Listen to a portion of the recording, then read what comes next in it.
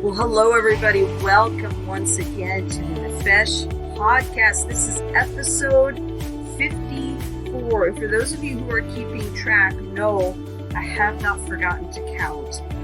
Episode 53 is waiting in the wings. I've got it. It's a very special episode where I had the opportunity to go back to the farm where my mom and aunt and uncles grew up and got to sit down with them. My two uncles, my aunt, and my mom in a small town in Iowa, Manchester, Iowa. And we got to talk about life on the farm and some great stories. And so that's episode 53. I'm going to bring that to you next time. But this week, episode 54, I wanted to continue to talk about spiritual abuse, and partly because we have got a live Zoom course coming up August 10th, 2023. So just in a few days. And the course will last 5 weeks on Thursday nights, 6 o'clock p.m. Pacific. And you can go to my website, thespiritualreformation.com, thespiritualreformation.com, and you can sign up to be a part of that course.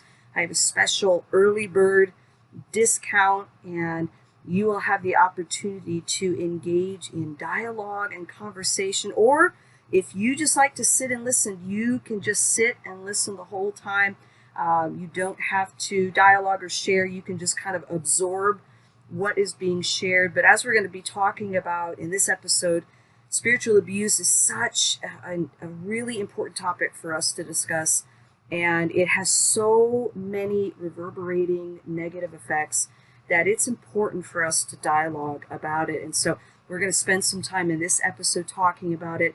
And I really want to encourage you. I'd love to see so many people in that course, because it's something that I've just been thinking about and praying about and really trying to walk through in my own journey and watching as others have been experiencing it. So go to the Spiritual Reformation, thespiritualreformation.com, and you can get more information about it, as well as ways to purchase that course, live Zoom course that starts August 10th, a special early bird discount.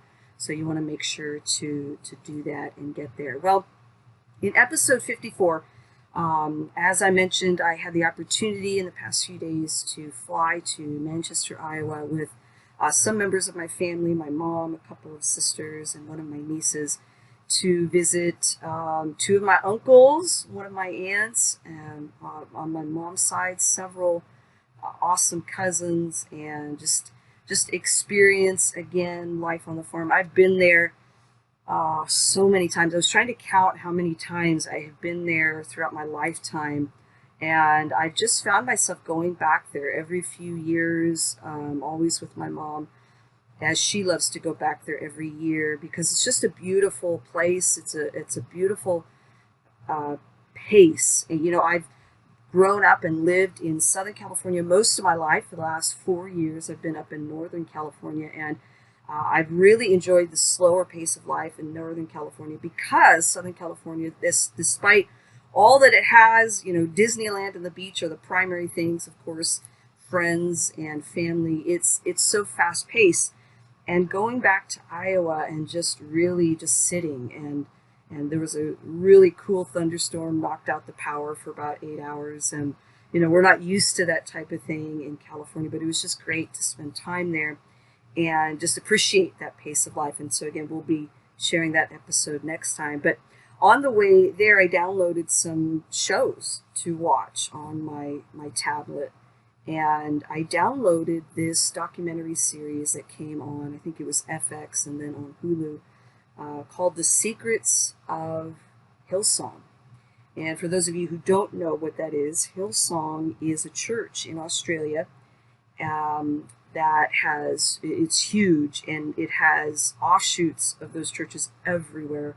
California, New York, Dallas, some of the bigger cities. And, I grew up, not quite grew up, I was exposed to Hillsong worship music in the mid-90s in Bible college. And I just remember hearing the song Shout to the Lord that was led by Darlene Check, who was the worship pastor at Hillsong for a while. And I remember listening to it and just feeling just that sense of anointing. I love worship. I love worship music, I should say. Worship encompasses more than worship music, but I love worship music, and I love singing worship music, playing worship music, hearing it.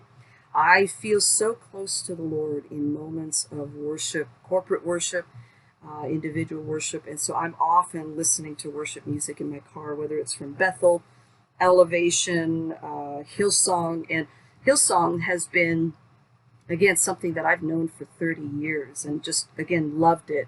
I've not really gotten into the, Brian Houston, who was the pastor there. I'm not a big sermon person. I don't necessarily like to listen to sermons, and part of that is because I'm kind of a snob when it comes to that. I've studied the Bible and preaching for such a long time that I have a hard time listening. It's bad. I'm not saying that in a good way, but I would much rather listen to worship music. And so I never really got into the politics of what was going on at Hillsong. I just loved the worship music. I loved the worship music. And so a few years ago, a friend of mine mentioned that there was this pastor in New York City at a Hillsong church offshoot named Carl Lentz, and described how he was friends with people like Justin Bieber and Selena Gomez and other celebrities. And I thought, oh, okay. And this friend was sharing that, he seemed legit, Carl Lentz. He seemed real, even though he was kind of friends with celebrities. He seemed authentic, and that their relationships with these celebrities was really cool, and really showing that this pastor had made inroads into the celebrity community and was really building relationships with them. And so, even promoting things like Black Lives Matter, and the evangelical, more conservative Christian movement has at times, and I'll just say it, and this will spark controversy, so feel free to push back through whatever means, comments or emails. But the evangelical Christian movement has been on the wrong side of things, or at least has expressed a message that has been anti a lot of things, rather than and there's some things that we should be against. We should be against hate. We should be against again, any type of harm against people, but we're so much known for what we are against, and I don't know why. Well, I've got some theories that I'm not going to go into here, because this is not an episode on Black Lives Matter, and I'm not commenting in any way about the organization Black Lives Matter, and that's important to distinguish, but about the concept that, especially in 2016, 2017, even going a few years before that, this understanding that Black young men in particular, although Black women too, but Black men are seem to be disproportionately in prison, are disproportionately in danger by being, killed by cops or other things. And again, I don't want to go too much into that, but just the very basic message and standing in support of minorities to say, yes, Black lives do matter, and it's okay to say that. And so, again, I am absolutely for that concept, that Black lives do matter, and he expressed that message. Now, he did go on to say, yes, all lives matter, but there is nothing wrong with saying right now this outcry against the killing or murder of Black lives that is so often prevalent is significant, and that we as a Christian community need to stand up for minorities who may be disproportionately affected. And so as this friend was sharing this about this guy, so I was following Carl Lentz, and then of course he had this really, really tragic fall from grace, so to speak, as we would say, where it came out that he was having an affair with somebody, and then it came out later that he had been having another affair even prior to that. And so immediately was ostracized by the Hillsong Church, was fired, The leader of Hillsong Australia, Brian Houston, came out and called him a narcissist and other things, and really tried to distance himself from it. And so it was during the pandemic, and so many other things were happening during the pandemic, that it wasn't necessarily something that I focused on. But when the documentary came out this year, I knew that I wanted to watch it, and so that was the episodes that I watched. And as I watched these episodes, I began to see some themes, definitely some themes of narcissism, although not from the person maybe that we would normally expect, but themes of narcissism, and definitely themes of spiritual abuse. And in the documentary, they had several people, several African Americans, I believe a Latina from New York, and then someone who was gay, talking about their experience, and others, a few others who had gone to the school in Australia, talking about their experience in the church in New York, and then at the home campus in Australia. And at the very end of the 4-part series, and I don't want to spoil it for anybody who wants to watch it. If you do watch it, there's a lot of stuff that is pretty heartbreaking, and so be prepared going in that it's going to be that, where you're going to hear some things that are heartbreaking. The abuse by Brian Houston's father, Frank Houston, is heartbreaking. As were the comments at the end of the series of those who were no longer connected to church, and even some who were no longer connected to God. That some had become atheists. They had this, and maybe not outright rejected God, but rejected a God that was being displayed by this church. And for me, that is heartbreaking. That has always been heartbreaking. I have not been a champion of the Western capitalist evangelical model of church. I love church. I believe, as Bill Hybels, who has also had his experiences and kind of fall from grace, but his statement, I believe, is true despite his failings, that the church is the hope of the world. And when we say that in terms of the church, remembering that the church is the ecclesia, as we would say it in Greek, the called out ones. What that means is the called out ones, that the church is the community of people who love and follow Jesus. That it's not a denomination, that it's not a local church, that it's not a specific theological belief, that it is the global community of people who love and follow Jesus. And I absolutely believe that that is the hope of the world. But what breaks my heart is that the church local has gotten in the way of these people experiencing God. And that has always been such a heavy burden on me, even back to when I was a youth pastor, and there were times, there were differences of opinion with the church in which the church is, in which I served, where I would connect with these young people and want to bring them into that church as a whole, and yet there were beliefs within that church that pushed these young people away, that kept them from becoming part of the church. And so they would come and they would experience this youth group, and they would feel loved in this youth group, but they weren't able to be embraced by the larger church because it was not built, it was not ready to embrace people. And so it became a point where young people, and this has been true for many years, young people, by the time they turn 18, they leave church, and some never come back to it. Church abuse, spiritual abuse is so common. And even as I watched these episodes, that's what I just was remembering and thinking, that this is so common. It is a wonder why people still go to church at all. I have experienced my own form of spiritual abuse, both in churches and in Christian organizations, and that is some of what I will be sharing in that class and we'll be talking about. But it is a wonder why people just don't outright reject church and just don't outright reject the God of the church that this church, displays.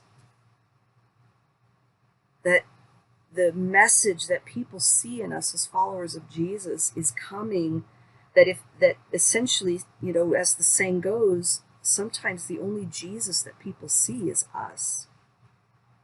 And so I guess it is no wonder that we are seeing people who are pulling away from church or pulling away from traditional church.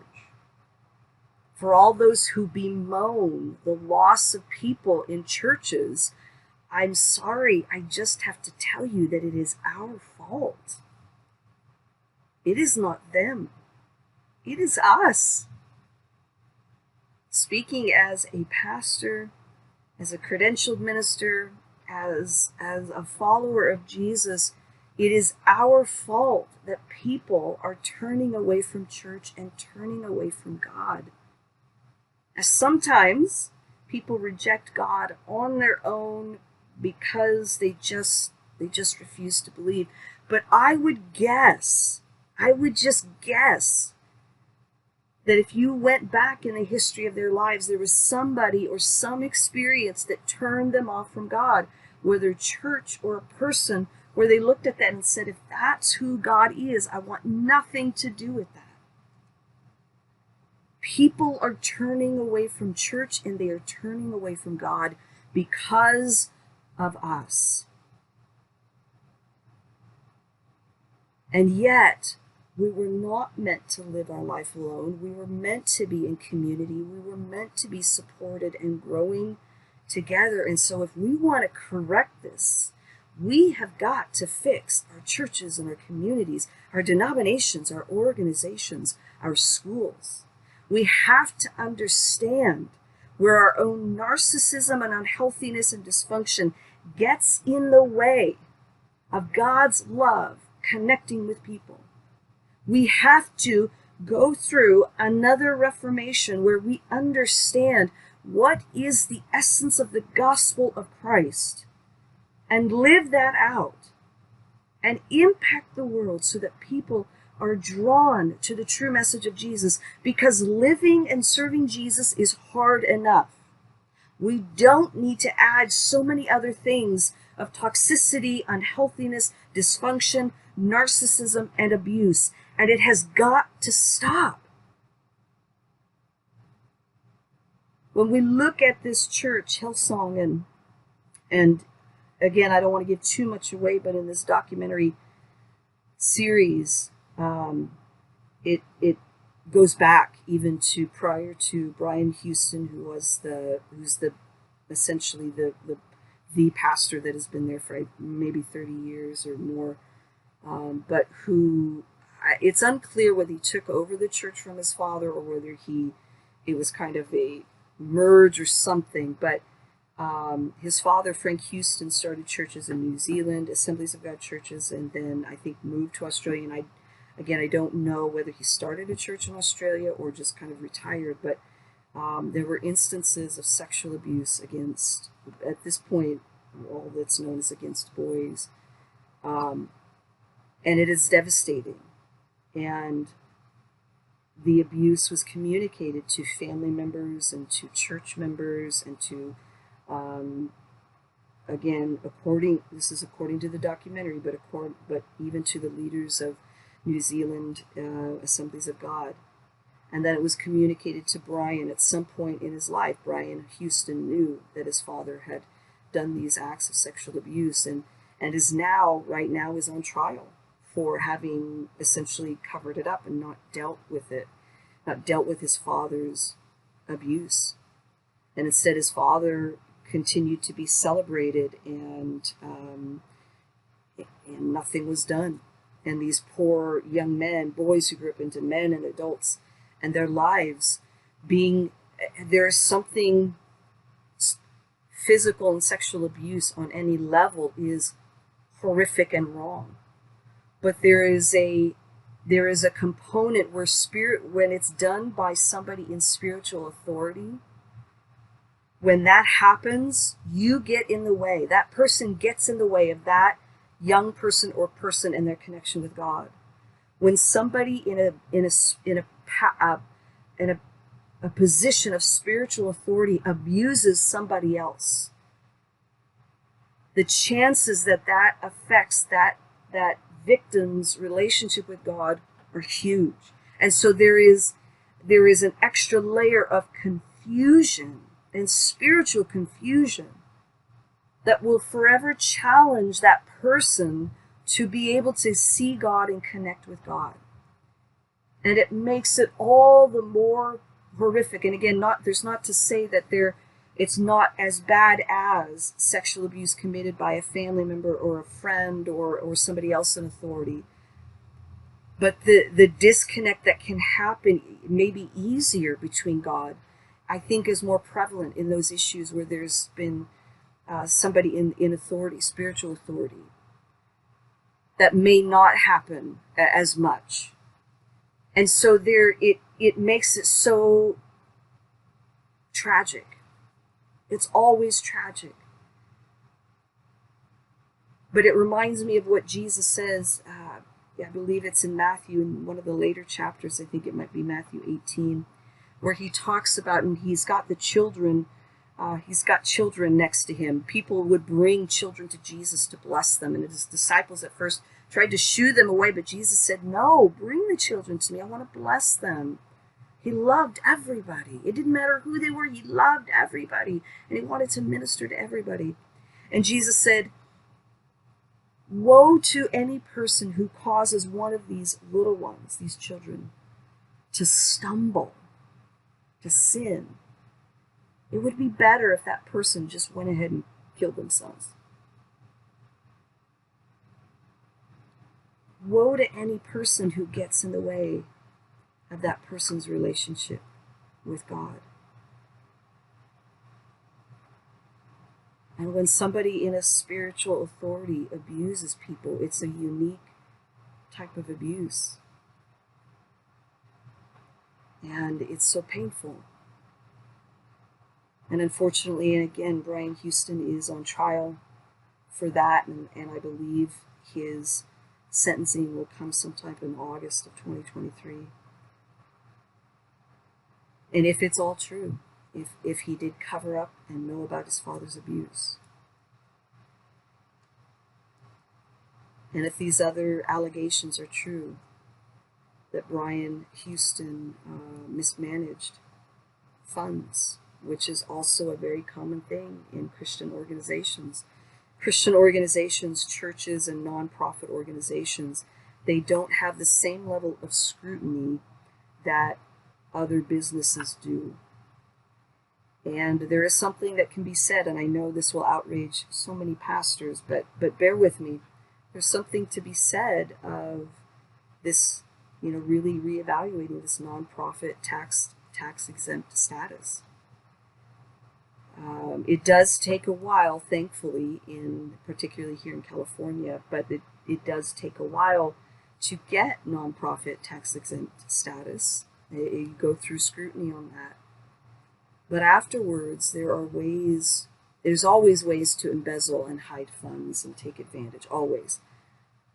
But there may be additional ways to do it because there's not as much scrutiny with nonprofits, with churches and other Christian organizations. Abuse can be more common with finances. And so Brian Houston is I believe will be investigated for that as well. The other things that came out in this documentary were just simply the way the whole structure of Hillsong has been from the beginning, and which seems to point back to not necessarily the pastors underneath Brian Houston being narcissists, and maybe that's true, but really the true narcissist is Brian Houston himself. That the foundation that was built, despite the fact, and I want to say this because I believe this is important, despite the fact that I've not worked at Hillsong. I know some people who went there to school. I don't have any part of that other than to say the worship music that has come out of Hillsong has blessed me and ministered to others. And I do believe that despite rotten foundations, or do believe that despite narcissism in leadership at organizations or churches, that there's still some good that can be there, because not everybody there is a narcissist. And I do believe that the worship that has come out of Hillsong, in my opinion, that there has been an anointing and a beautiful sense of God's presence that comes out of that. I have been blessed by it. But the foundation maybe of the church itself has been rotten and corrupt, because the leader very possibly is a narcissist. I've never met him. I barely know anything about him. And any documentary has a particular point of view that they want to get across. So they have a bias. And it's clear that they are trying to show the abuses there, and that there is a bias. So take all of that in mind, and take even obviously my words in mind. You don't have to agree with anything that I'm saying. From the very few brief things and clips that the documentary series showed, from my limited perspective, it seems as if he might be a narcissist, Brian Houston. And that, he, after Carl Lentz was fired, Brian Houston went around talking about Carl Lentz being a narcissist, but I think it's actually the other way around. And again, I don't even know Carl Lentz, and I don't know whether or not he's truly changed. And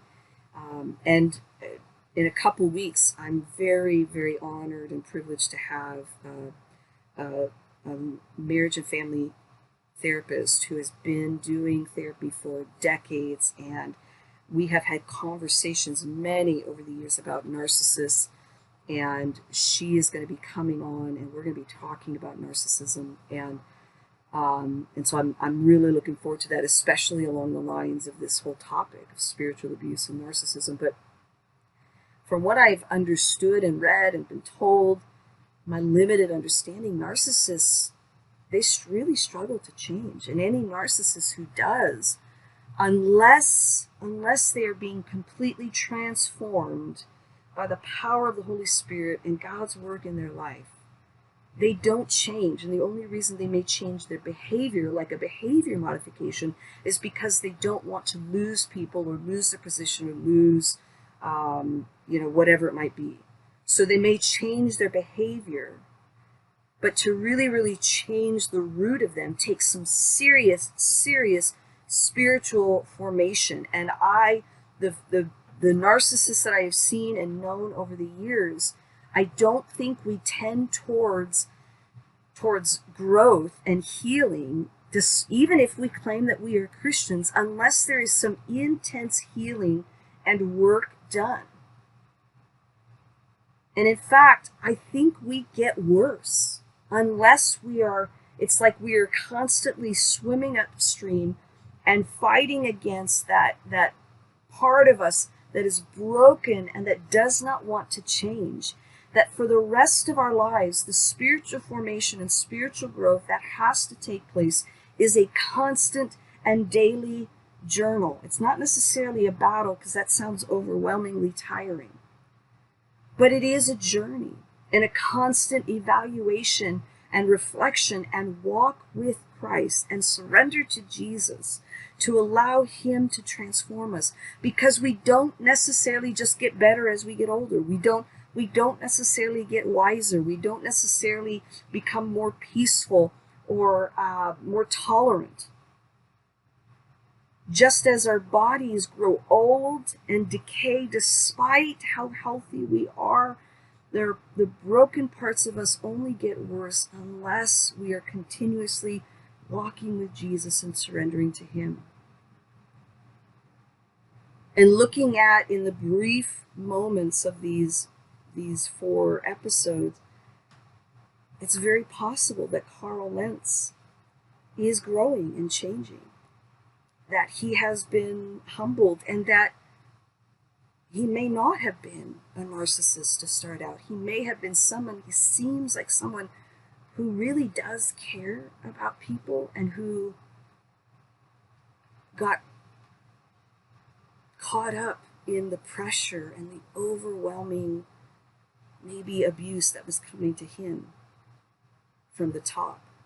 It does not exonerate Carl Lenz. It does not say that he is not responsible for anything he did, but it gives me a little bit more empathy and maybe understanding for him. And it makes me, again, examine my own heart and my own motives. It makes me look at big organizations and wonder where there is unhealthiness and a lack of growth. And it reminds me again that it is not enough to put your trust in Jesus and go to church and tithe. That there is a part of us that does not want to grow.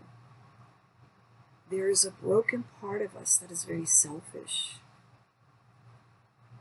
And that when we are left to our own, or we are pounded by pressure from the outside, when there is no accountability, when we are not walking in grace ourselves,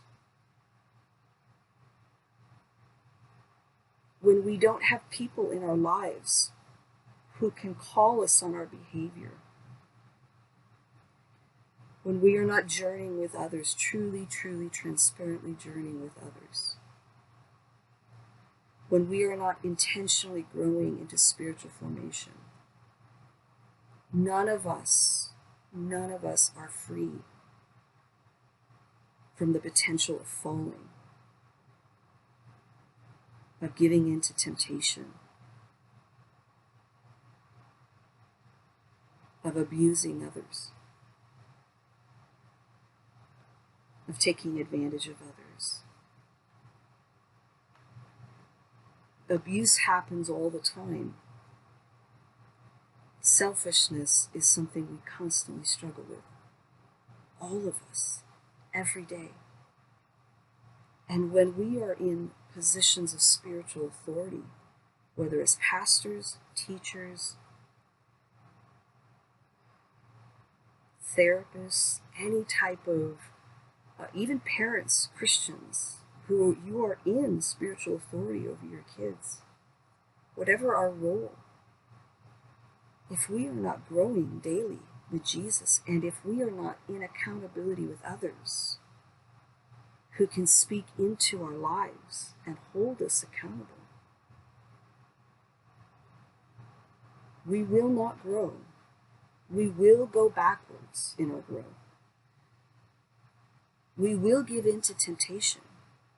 We will put our needs and our interests above others. And the greater the pressure, the greater the height that we are in, the greater the opportunities to sin and to take advantage, we will do it. I know that sounds so absolute, and many of you hearing this will say, no, that could never be me. I'll never do that. The greater the pressure, the greater the opportunities to sin. And the more we are not walking truly with others who know everything about us in accountability, the more we are not intentionally engaging in spiritual formation practices, intentionally growing in Jesus, prayer, Bible reading, Lectio Divina, silence and solitude, community, accountability, confession. You don't have to confess to a priest, but confessing to someone the deep, dark things within you in true accountability and support. Fasting, worship. The more we are not engaged in the intentional aspects of spiritual formation and in true accountability and community, we will fail. We will fall. And if we are leading people, we will take advantage of them. We will abuse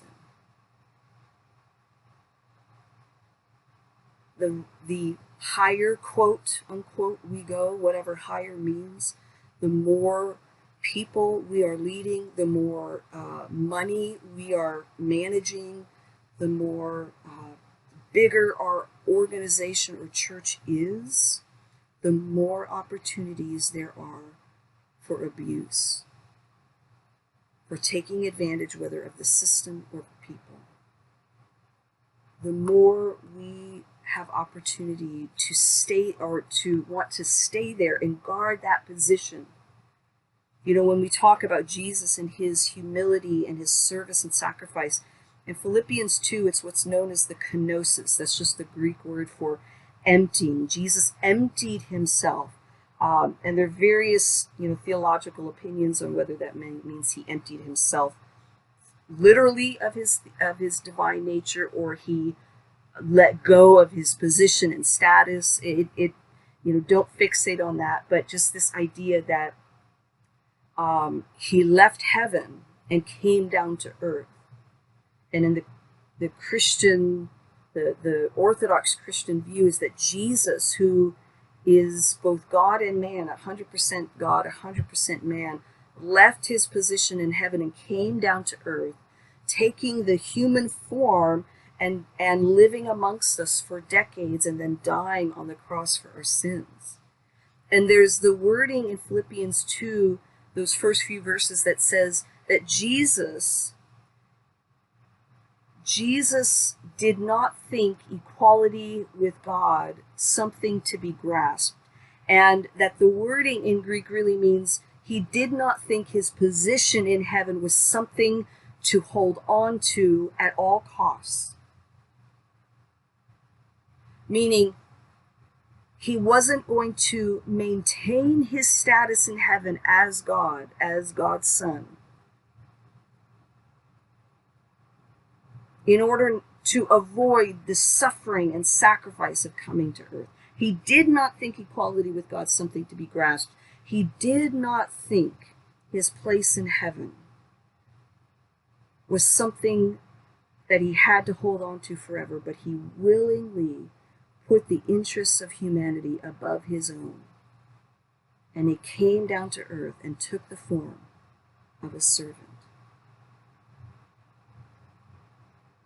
That Jesus himself did not get caught up in what Tom Marshall calls, in his book Understanding Leadership, the status trap. It's easy to get caught there. It's easy to want to maintain our status, our position, our wealth. It's nice to be able to have people look up to you, to respect you, to call you doctor or pastor or professor. It's easy for them to defer to you, let you go first, let you have the best, bring you gifts, bring you things. It's nice. But if Jesus sacrificed everything, including his place in heaven, to serve humanity, you and I are called to do the same. You and I are called to not hold on to things, anything, for the sake of our own status or gain. We are not called to hold on to anything for our own well-being, if we have an opportunity to help others, or if we are abusing and harming others. We are called to serve, to love, to care, to sacrifice. And if we have something to give and to do to help others, we are called, we are obligated to do that. How can you and I avoid status traps, spiritual abuse? We can constantly serve others. We can take up the spiritual discipline of service and sacrifice. And maybe every day go out of our way to serve somebody else. Maybe every day go out of our way to give something to somebody who's in need. If we know that we struggle with ego and pride and status, maybe this is the spiritual discipline that we need. And maybe we need to do it when nobody is watching, so that we don't get the benefit of the praise of others watching us give.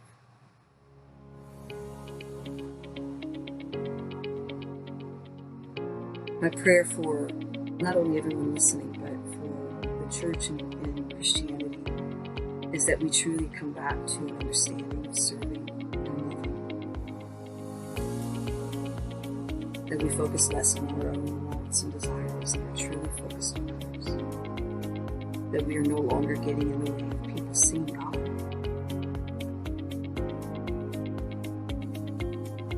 I would encourage you, I would love to see you in this class on spiritual abuse, starting on August 10th. Visit my website, thespiritualreformation.com, thespiritualreformation.com. There is an early bird price. I would love for you to take advantage of that and come and join us. And let's grow together. Let's hold each other accountable and support one another in understanding and overcoming spiritual abuse. Well, thanks for listening. Next time won't be so deep and intense. It will be the family conversation with my sister, my aunt, my uncles, my mom on the farm, sharing some funny stories of life on the farm. So we'll see you next time.